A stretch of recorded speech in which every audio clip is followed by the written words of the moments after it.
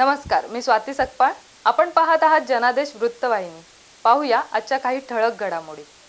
महाराष्ट्रातल्या हिंदुस्थानमध्ये मी अहंकाराने बोलतो, विनम्रपणे बोलतोय. जनतेचं प्रेम हीच गणेश नाईकची ताकद आहे.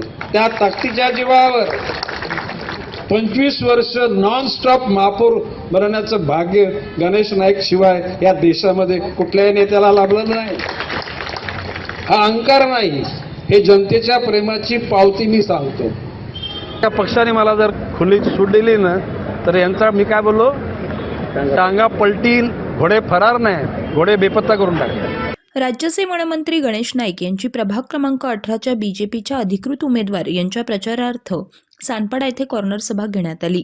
सानपाडा पामबीच सेक्टर 14 येथील भाजप निवडणूक प्रचार कार्यालयासमोर झालेल्या सभेत नामदार गणेश नाईक, आरपीआयच्या पदाधिकाऱ्यांसह प्रभाग 18 अ चे उमेदवार भगत प्रीती संदीप, ब शेवाळे दयावती संपत, प्रभाग 18 क भगत दशरथ सीताराम आणि ड चे भगत निशांत करसन आणि मोठ्या संख्येने भाजपाचे पदाधिकारी, कार्यकर्ते आणि मतदार उपस्थित होते.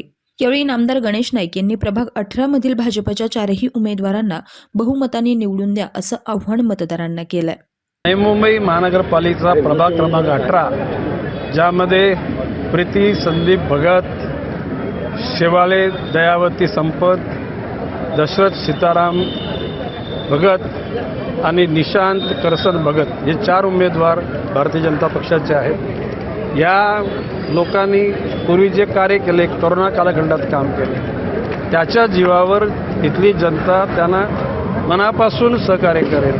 आणि एकूणच नवी मुंबई शहराकरता मी ज्या पक्षात होतो त्यावेळेला माझ्या नेतृत्वाखाली झालेलं कार्य, जनतेला निर्माण झालेला विश्वास, याच्या जोरावर हे पॅनल तर हजारोच्या मताच्या फरकाने निवडून येईल असा विश्वास व्यक्त करतो. कॅमेरामन इक्बाल शेखसह पल्लवी केदार, जनादेश वृत्तवाहिनीकरिता.